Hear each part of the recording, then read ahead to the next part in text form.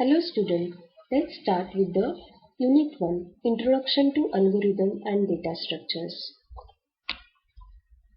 In the first unit, we are going to see the first point, Introduction to the Problem to the Data Structure. In this point, suppose we have any problem, we will think of the logic, how to solve that problem, and after that we will write single step-by-step instruction using the algorithm and using the data structure.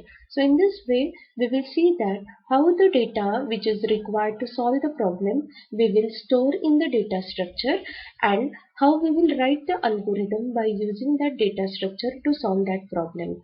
So we are going to discuss this point from problem to the data structure. So the next point that we are going to see is data structure classifications. So in the data structure classification, we will see from primitive to the non-primitive, from linear to the non-linear data structure. So we will see the introduction to all the data structures. After that, we will see what is meant by the algorithm, what are the characteristics of the algorithm, and what are the tools to write the algorithm. So there are the two tools, that is flowchart and pseudocode. We will see the both tools. By using that both tools, how we can write the algorithm.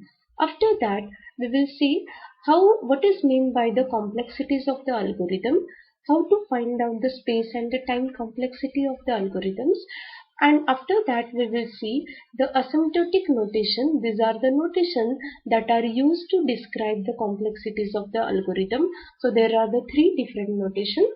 So we will see the three different notations, how we can use to specify the complexity of the algorithm. After that, we will see the next point, that is what the algorithmic strategies.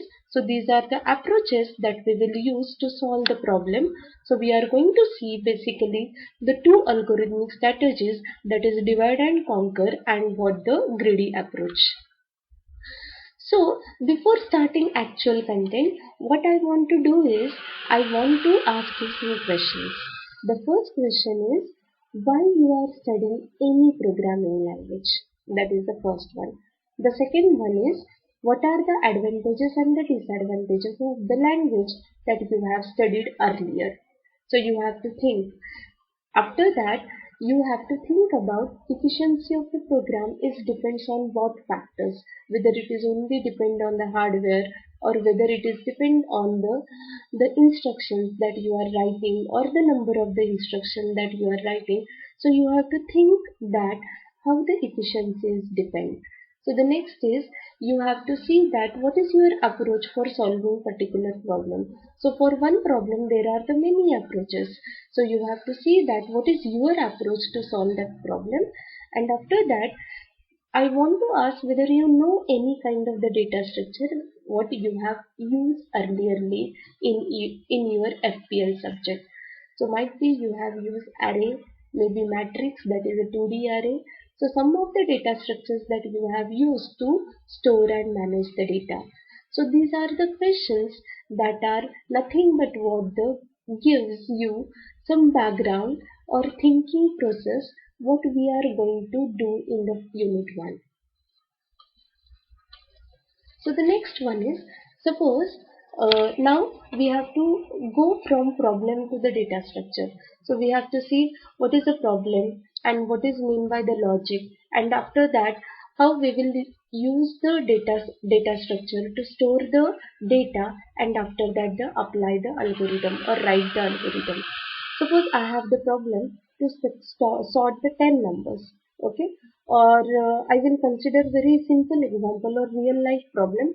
Suppose I want to do some atom, and what I want to do is I don't have the ingredient for that atom at my home, so I want to bring that atom from the market.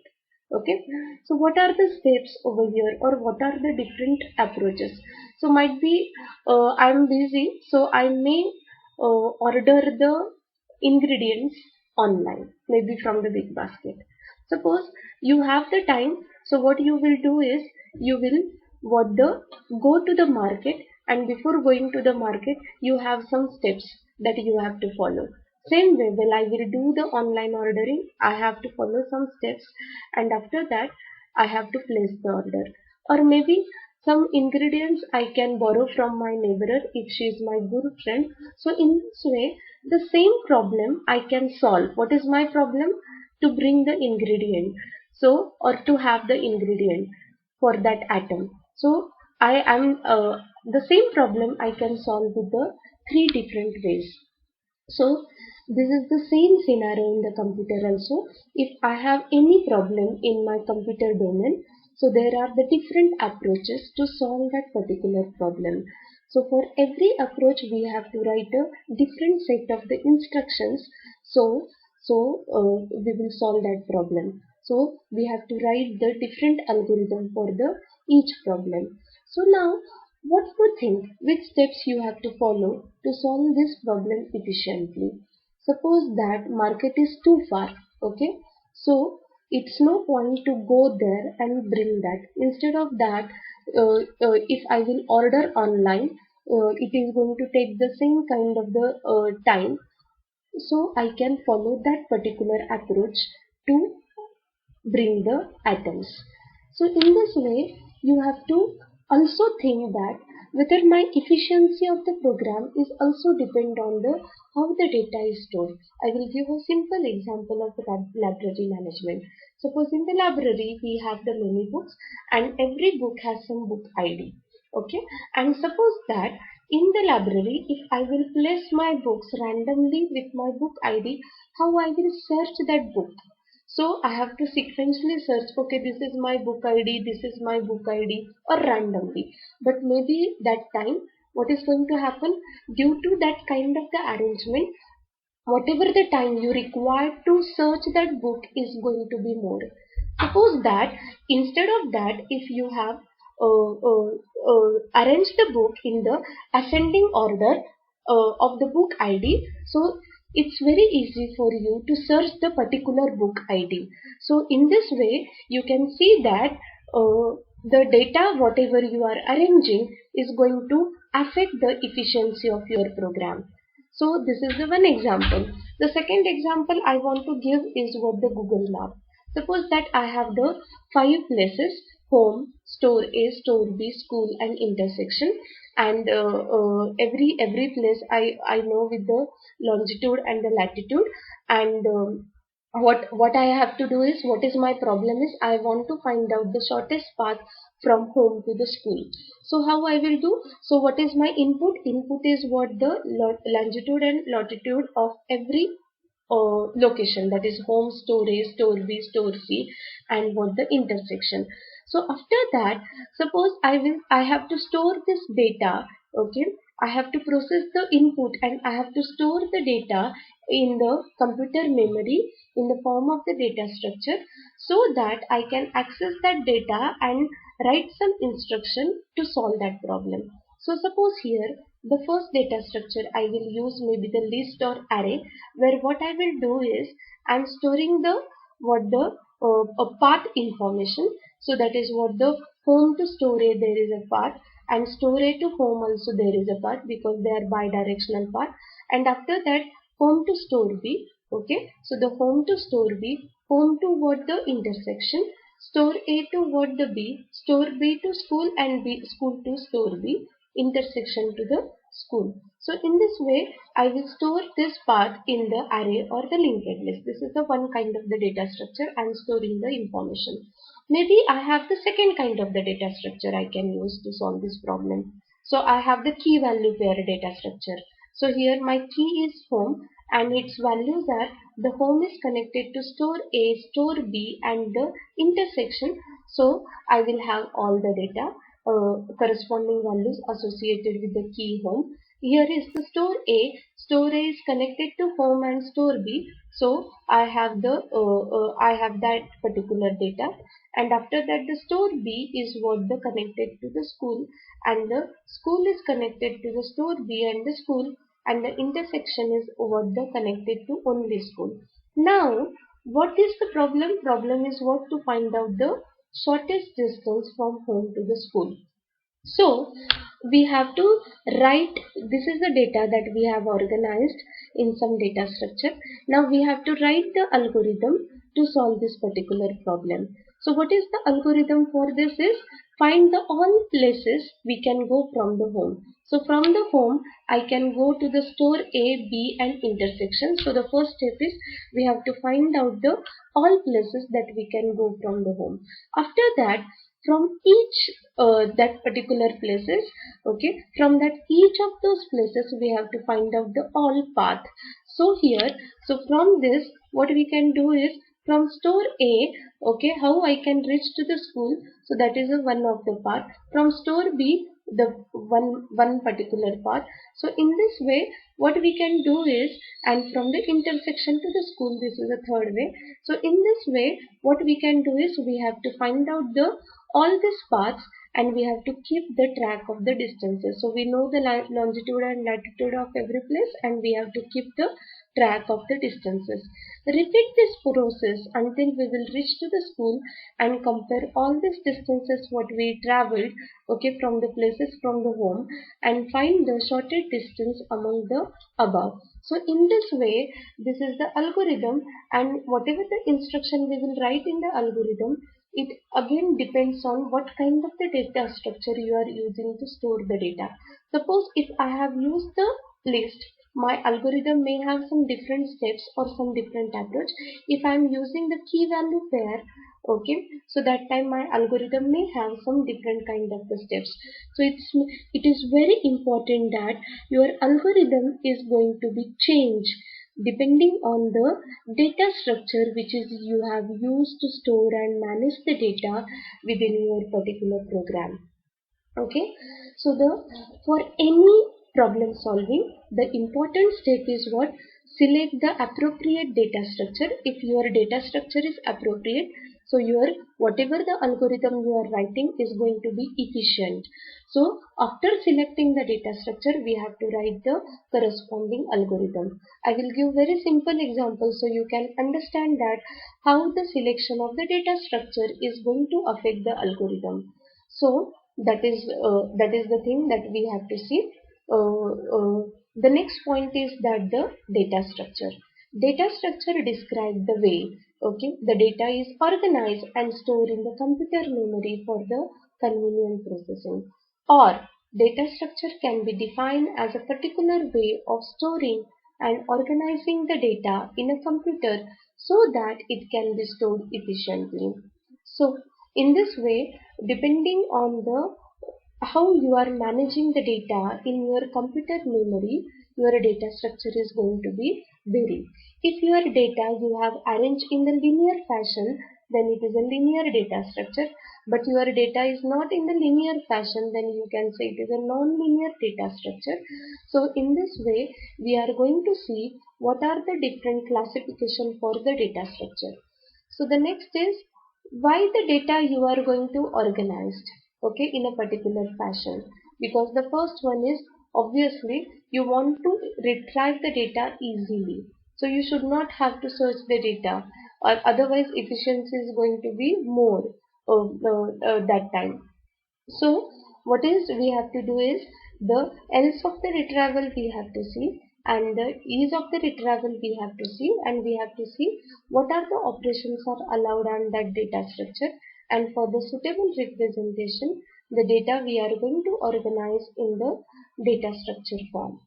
So the overall performance of the program is depends on the following two factors. So the choice of the right data structure, what I said, and after that, depending on the right choice of the data structure, appropriate data structure, we have to design a suitable algorithm which will work upon the chosen data structure. So for example, okay, so the example is what we have to do is we have to store the result of the students. So what we can do is I have the different choices. What are the different choices? My choice one is nothing but what I will use the separate arrays for the name, for the roll number, for the marks, for the percentage and the grade. Now what the algorithm I have to do? I is equal to 0, access the name of I, roll number of I, marks of I, percentage of I, and after that all these marks of I, and what I have to do? I have to calculate the percentage of I and grade of I. But instead of that, the second choice is, instead of doing this, I will aggregate all these fields in a new data structure called as what, the student. Okay, and here I will use the structure concept, and I will aggregate the name, roll number, marks, percentage in the structure of called as a student, and I will create an array of this structure. And now I can use only one array, si of I dot name, si of I dot roll number. So in this way, by using this, what you can do is you can access the different fields of the every student. So this is the second choice, and depending on this, your algorithm is going to be changed. So the second one is more efficient than the first one, because the first one required the large number of the steps, but the second one is going to require the low number of the steps. So the second one is more efficient because we have used the appropriate data structure to hold the data or to manage the data. So that is the thing that everyone should be very clear, that if your data structure varies, your algorithm varies, its performance is going to be changed. So what is the problem solving process? First you have to select the appropriate data structure corresponding to that problem, and after that you have to design the suitable particular algorithm. So in this way, from the problem we will reach to the final algorithm. So the next point in the first unit is types of the data structures. So mainly the data structure is of the two types: primitive data structure, non-primitive data structure. Primitive data structure is provided by the system, and it has the own internal representation. So it consists of only the atomic values. So int, character, float, double, these are the primitive data types. What is a non-primitive data type is? Non-primitive data type is, we are going to non-primitive data type is going to be composed from the primitive data type. So in the non-primitive, we are going to divide in the two fields, list and files. So the list can be the linear, means it's sequentially arrangement of the atoms, or it can be non-linear. So it is going to follow any kind of the order. So that is non-linear. And in the non-primitive, you have the file, which is again the collection of the different kind of the things.